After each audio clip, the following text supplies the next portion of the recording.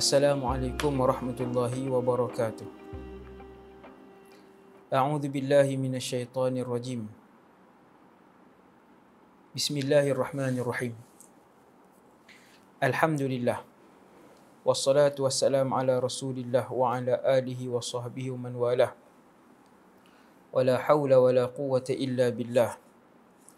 Rabbi syrah li sadri wa yassir li amri wahlul 'uqdatan min lisani yafqahu qawli.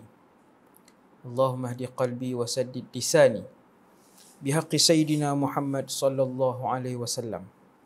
Kita bersama dengan Sayyidina Abdullah ibn Mas'ud dalam siri yang kedua. Kita dah tengok bagaimana detik-detik perkenalan dan jatuh hati Abdullah bin Mas'ud kepada dakwah Rasulullah yang akhirnya membuatkan kanak-kanak bertuah ini memeluk agama Islam, menjadi orang antara yang paling rapat di kalangan seluruh umat Rasulullah sallallahu alaihi wasallam. Setelah menjadi khadam Rasulullah, banyak yang dipelajari oleh Abdullah bin Mas'ud daripada akhlak mulia Nabi, ibadat Nabi yang banyak, yang baik, yang hebat, akhlak Nabi yang hebat. Kesemua tu dilihat tiap-tiap hari, pagi dan petang, siang dan malam oleh Abdullah ibn Mas'ud, sehingga digelar di kalangan sahabat sebagai sahibu sirri Rasulillah, penjaga rahsia Rasulullah sallallahu alaihi wasallam. Tuan-tuan boleh bayang betapa beruntungnya Abdullah bin Mas'ud ketika itu. Untung sangat beliau. Tetapi Allah memilih Abdullah bin Mas'ud untuk hidup pada zaman itu menjadi khadam Rasulullah kerana ketinggian iman, kerajinan usaha beliau untuk menyebarkan Islam. Okey. Kemudian sehinggalah beliau menjadi orang yang paling mirip dengan Nabi dari segi akhlak, sangat mirip dengan Rasulullah, dan juga ibadah mirip dengan Rasulullah sallallahu alaihi wasallam. Kelebihan kali ini kita nak sebut tentang Abdullah bin Mas'ud adalah berkaitan dengan Quran. Quran adalah ibadat yang mulia kerana dia adalah kalamullah, dan beruntungnya Abdullah bin Mas'ud apabila dipuji oleh Nabi sallallahu alaihi wasallam. Siapa yang nak dengar Al-Quran itu seperti mana baru dibacakan oleh Jibril, ataupun siapa yang nak baca Quran itu sesegar bacaan yang baru diturunkan, maka bacalah dengan cara bacaan Ibn Ummi Abd. Nabi sebut Ibn Ummi Abd gelaran sebelum Islam lagi kepada Abdullah bin Mas'ud. Jadi ada satu ketika lepas Nabi wafat, seorang lelaki datang berjumpa dengan Sayyidina Umar. Ni Nabi dah wafat dah. Sayyidina Abdullah waktu tu di Kufah. Dia menjadi macam mufti di Kufah, pakar rujuk nombor 1 di Kufah sana. Orang Kufah mai, dia kata, "Wahai Amirul Mukminin, saya nak mengadu satu benda yang saya kira benda ni penting, iaitu ada satu orang lelaki, dia ajak Quran mengikut hafazan dia. Maksudnya dia mengajar Quran, kami tengok berbeza, dan dia ikut pendapat dia sendiri." Maka Sayyidina Umar ketika tu tak boleh tahan. Bila dengar ada orang nak ubah Quran, Sayyidina Umar terus marah dan menyinga ketika tu. Dia kata, "Siapa lelaki tu?" Maka pemuda yang datang daripada Kufah jawab, "Nama lelaki tu Abdullah ibn Mas'ud." Bila mendengar nama Abdullah bin Mas'ud, Sayyidina Umar terus cool, jadi reda, jadi sangat tenang. Itulah Umar bin Al-Khattab. Dia kata, "Rahimakallah. Rahimakallah ni semoga kamu dirahmati." Orang yang main buat aduan tadi lah. Demi Allah, dia kata, tidak ada sahabat Rasulullah yang masih hidup yang lebih layak berbanding beliau, berbanding Abdullah bin Mas'ud, untuk mengajarkan Al-Quran di kalangan para sahabat. Dia kata, Sayyidina Umar kata, "Anda tahu tak siapa dia Abdullah bin Mas'ud tu? Sahabat Rasulullah yang paling tinggi keilmuan dan penguasaannya dengan Al-Quran, sehingga ada satu bacaan qiraah Abdullah ibn Mas'ud. Tuan-tuan, tuan-tuan kalau jumpa ulama Al-Quran yang pakar di Malaysia pun insya-Allah, saya belum jumpa lagi, mungkin ada, wallahu alam. Abdullah ibn Mas'ud ni dia satu orang sahabat, punya banyak dia mengaji Quran dengan Nabi, sehingga kan ada satu bacaan yang dia belajar dengan Nabi dan dia menguasainya, dan bacaan itu, qiraah itu dikenali sebagai qiraah Abdullah ibn Mas'ud. Masya Allah, dahsyat. Dan ramai di kalangan umat Islam yang ketika itu bahkan pun tidak tahu tentang qiraah tersebut. Kata Sayyidina Umar, masih lagi peristiwa yang laki-laki main beraduan tadi ni, Sayyidina Umar pun kata, tak ada sahabat yang lebih layak untuk mengajar Al-Quran lebih daripada Abdullah bin Mas'ud. Dia kata, kalau kamu nak tahu, Sayyidina Umar cakap kat pemuda tadi, kalau kamu nak tahu, ada satu malam, aku, Rasulullah, Abu Bakar dan aku, kami keluar berbincang tentang beberapa hal ehwal yang berkaitan dengan umat Islam. Lepas kami habis bincang, kami pun keluar dan lalu di tepi Masjid An-Nabawi. Lalu tepi masjid. Di Madinah lah ni kisah ni. Bila lalu di tengah malam tepi masjid, ada satu orang pemuda tengah solat, kata Sayyidina Umar. Pemuda itu ialah Abdullah bin Mas'ud. Nabi pun dengar bacaan dia. Nabi berhenti, kami pun berhenti belakang Nabi. Nabi dengar bacaan Abdullah bin Mas'ud. Nabi dengar, Nabi diam sampai habis. Abdullah bin Mas'ud solat. Kemudian Abdullah bin Mas'ud pun angkat tangan, tadah tangan membaca doa. Dia pun baca doa, Nabi pun kata, minta kamu akan diperkenankan. Lepas tu Abdullah bin Mas'ud doa lagi, Nabi pun kata, minta wahai Ibn Mas'ud. Abdullah bin Mas'ud tak tahu bahawa tiga orang ini, Rasulullah, Abu Bakar dan Umar ada berdekatan itu sedang mendengar. Tetapi waktu Nabi tengok Abdullah bin Mas'ud angkat tangan berdoa ni, Nabi kata, minta Allah akan perkenankan permintaan kamu. Lepas tu Abdullah bin Mas'ud doa lagi. Nabi kata, minta wahai Abdullah. Berdoa wahai Abdullah, berdoa. Allah akan tunai hajat kamu. Macam itulah. Maksudnya Nabi kata berdoa. Allah tunai hajat kamu. Nabi ulang. Berdoa wahai Abdullah. Allah tunai hajat kamu. Berdoa wahai Abdullah. Allah tunai hajat kamu. Nabi pun kata ke Abu Bakar dan Umar, kalau siapa-siapa nak baca Quran seperti mana Jibril baca Quran. Sebutan tu. Tuan-tuan yang mendalami bacaan Quran, sebutan Quran, kita dulu duduk di Malaysia, duduk ingat bacaan kita ni habis elok lah. No? Tapi bila pergi negara Arab, bacaan kita sangatlah lemah. Sangat lemah bacaan kita bila ditegur oleh guru-guru pakar Quran. Sangat lemah bacaan kita. Di peringkat awal, sebulan pertama tu macam tak percaya, dia ni mereka ke ustaz ni kan. Rupanya bukan mereka, memang bacaan kita lemah. Dan di kalangan guru-guru tu pun tidak semua bacaan mereka yang maksudnya yang tidak sama. Bacaan setiap mereka tu tak sama. Macam mana? Saya tuan-tuan salah faham pula. Bacaan sama saja. Dari segi ketekunan bacaan tu. Maksudnya bukan semua 99 100 markah kan. Masing-masing tu ada kurang sedikit tambah sedikit di antara guru-guru yang pakar Quran tadi ni. Begitulah para sahabat. Maka ada dua orang sahabat Nabi daripada 100,000, ada dua orang bacaan mereka sama macam Jibril baca. Dari segi fasahah dia, dari segi semualah, saya nak cerita macam mana nak bagi tuan-tuan tahu bacaan ni. Ada dua orang sahabat, yang pertamanya Abdullah ibn Mas'ud dan yang keduanya Ubay bin Ka'ab radhiyallahu anhumah. Dua orang sahabat ni bacaan mereka seperti Jibril alaihissalam. Satu pujian tu dah cukup untuk menceritakan ketinggian kedudukan, keistimewaan Abdullah bin Mas'ud di dalam Islam di kalangan sahabat Nabi radhiyallahu anhum. Jadi lepas daripada mendengar pujian Nabi, kedua-dua sahabat ni pakat balik. Sayyidina Umar kata, esok awal-awal aku nak main jumpa Ibn Mas'ud, aku nak cerita apa yang Nabi puji dia. Aku nak sampaikan berita gembira, pujian Rasulullah kepada dia. Esok pagi, Sayyidina Umar pun dia bersiap-siap awal, dia pun pergi jumpa. baru nak cerita kat Abdullah bin Mas'ud. Abdullah bin Mas'ud kata, tadi Abu Bakar dah mai dan dia sudah menceritakan apa yang berlaku pada malam tadi ketika mana kamu berdua dengan Rasulullah sallallahu alaihi wasallam. Sayyidina Umar pun berkata ketika itu, demi Allah, aku tidak pernah mendahului Abu Bakar dalam amalan kebaikan. Beliau sentiasa mendahului aku. Ni tajuk lain Ni tajuk perlumbaan iman. Yang ni kisah perlumbaan iman di antara Abu Bakar dan Umar. Perlumbaan iman yang sangat dahsyat.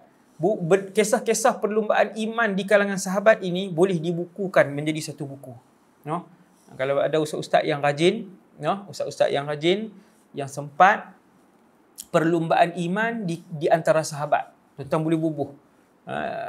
Perlumbaan di antara Sayyidina Salman Al-Farisi dan Abu Sa'id ke Abu Dhar. Saya tak ingat dah. Perlumbaan iman di antara Abdul Rahman ibn Auf dengan Sa'd bin Ubadah ataupun Sa'd bin saya tak ingat juga kan. Dan perlumbaan iman yang paling masyhur sekali, perlumbaan iman di antara Abu Bakar dan juga Umar. Seringkali Sayyidina Umar sebut, aku tak pernah mendahului Abu Bakar. Dia bangun pagi, bangun awal. Sayyidina Umar ni, dia bangun awal hari tu, dia nak cerita kepada Ibn Mas'ud tentang pujian Nabi malam tadi ni. Tuan-tuan, siapa tak seronok bila Nabi sebut? Kan, bila Nabi sebut, Nabi kata bacaan Quran Ibn Mas'ud, Ibn Ummi Abd ni sangat bagus, sangat hebat. Nabi puji begitu. Okey, kemudian begitulah kelebihan Abdullah bin Mas'ud yang merupakan top 10 di kalangan orang alim, di kalangan sahabat. Bukan alim saja, bahkan Ibn Mas'ud juga sangat istimewa dengan Al-Quran kalamullah, sehingga kan satu hari Abdullah bin Mas'ud pernah sebut ini daripada mulut dia. Dia kata, demi Allah yang mana tiada Tuhan melainkan Allah, tidak ada satu surah pun, bahkan tidak ada satu ayat dalam Al-Quran kecuali aku tahu di mana ayat itu diturunkan dan kenapa ayat itu diturunkan. Maksudnya tuan-tuan boleh faham ayat ni. Tak ada sahabat berani sebut sebegitu.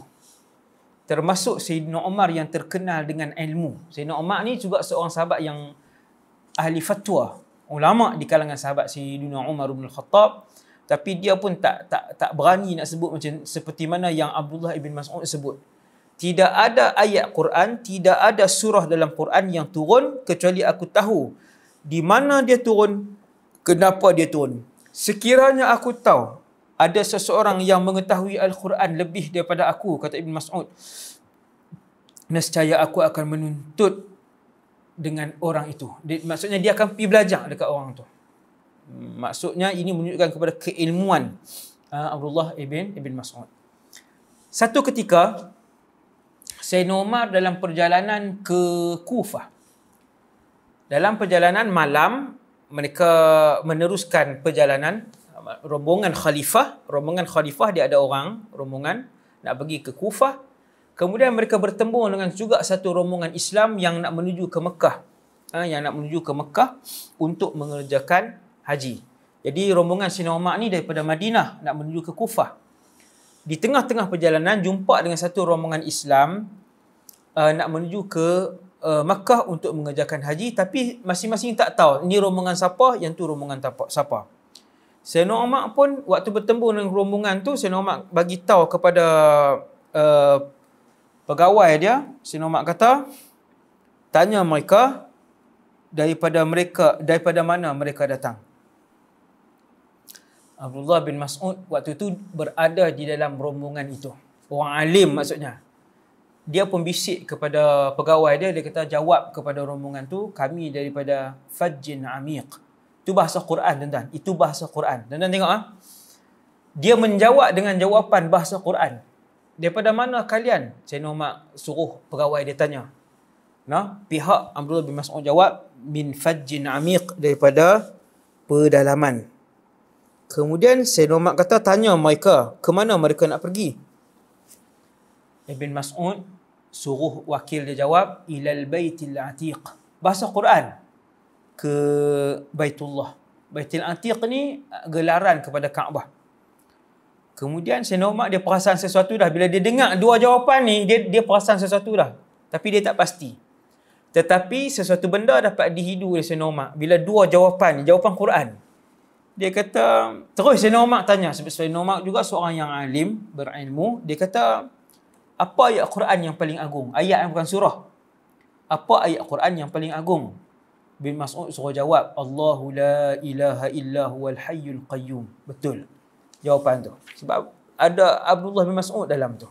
Nah? Kemudian Sayyidina Umar kata, tanya mereka, ayat Al-Quran manakah yang paling jelas arahannya? Kumpulan Abdullah bin Mas'ud jawab, innallaha ya'muru bil adli wal ihsan wa ita'i dzil qurbah. Ibn Mas'ud kata jawab begitu. Bila jawab, Sayyidina Umar dia faham dah. Dia faham sesuatu dah daripada kumpulan tu. Sayyidina Umar tanya lagi 3-4 soalan. Dia kata, apakah ayat Quran yang paling sempurna dan menyeluruh maknanya? Tuntutannya. Kumpulan Abdullah bin Mas'ud kata, jawab kepada mereka, faman ya'mal mithqala dzarratin khairan yarah wa man ya'mal mithqala dzarratin syarran yarah. Siapa buat baik walaupun sebesar zarrah, dia akan tengok dan ditimbang. Siapa yang buat jahat dan dosa walaupun sebesar zarrah, dia akan tengok dan akan ditimbang. Ayat yang paling lengkap sekali. Tuan-tuan, ayat ni boh kat pintu rumah nak masuk orang-orang kaya-kaya.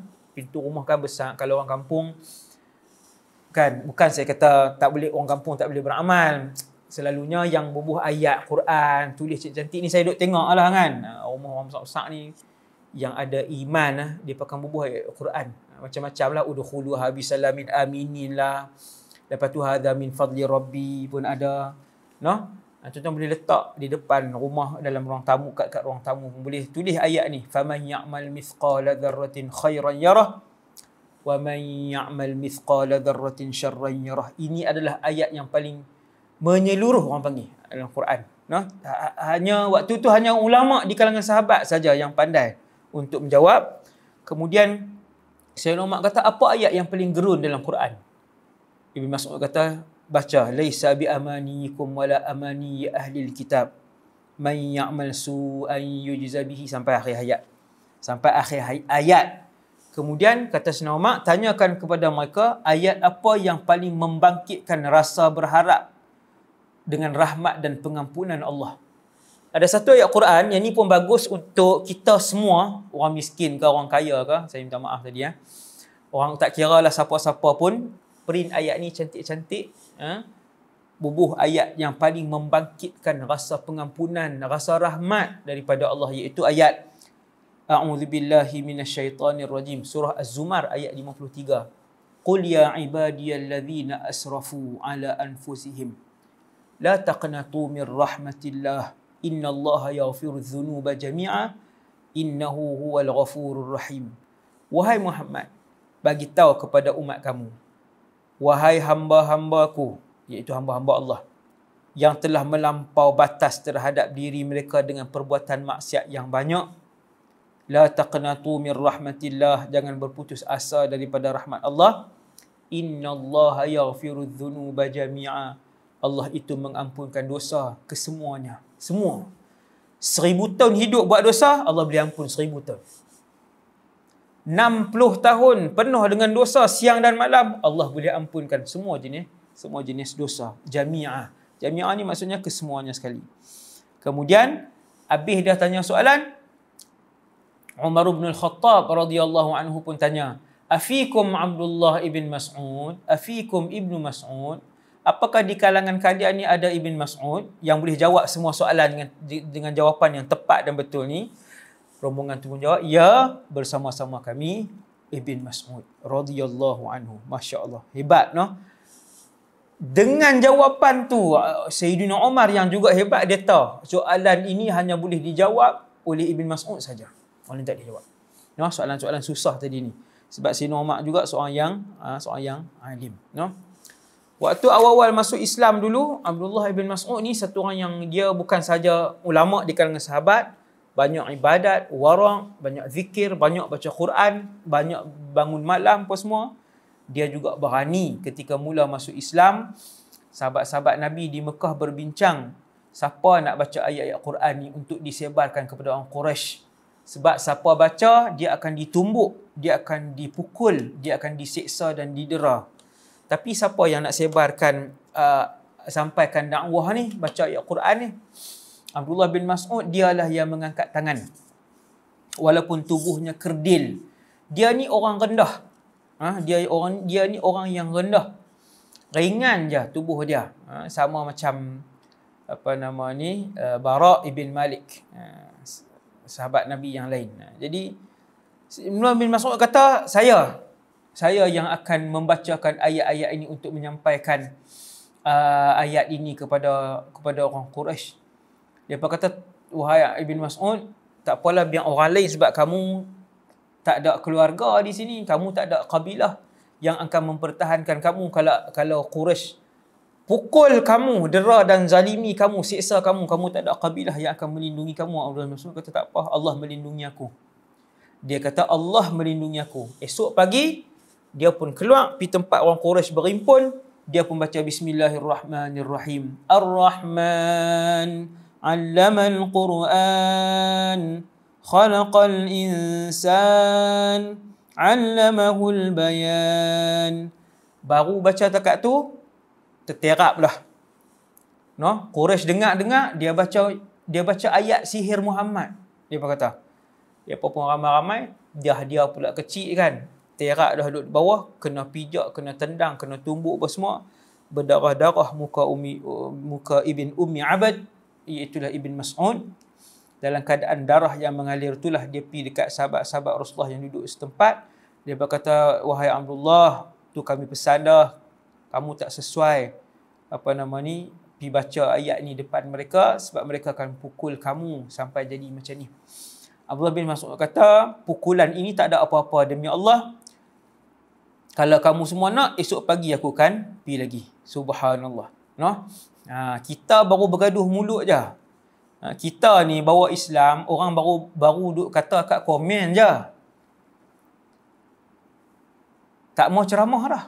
Kan? Ataupun tak mau berdakwah dah, tak mau jadi AJK dah. AJK badan dakwah, AJK badan Quranian, AJK masjid, AJK bahagian susun kuliah. Orang baru komen kat wall kita, baru komen dekat Facebook kita. Baru komen. Merajuk, tak mau dah. Subhanallah. Akhirnya Abdullah bin Mas'ud ni pun hidup sampai Nabi wafat pun dia masih hidup bersama dengan Khalifah Abu Bakar. Sampai Abu Bakar wafat, dia masih hidup. Zaman Sayyidina Umar, sampai Sayyidina Umar wafat, Abdullah bin Mas'ud masih hidup. Dan dia berada pada zaman tuanya ketika pemerintahan Uthman ibn Affan. Ketika mana dia nazak, Sayyidina Uthman mai jumpa dia. Dia kata, wahai Ibn Mas'ud, apa yang paling kamu takut? Apa yang paling kamu nak mengadu dengan aku sebagai khalifah ataupun Amirul Mukminin, presiden orang nombor satu umat Islam ketika tu?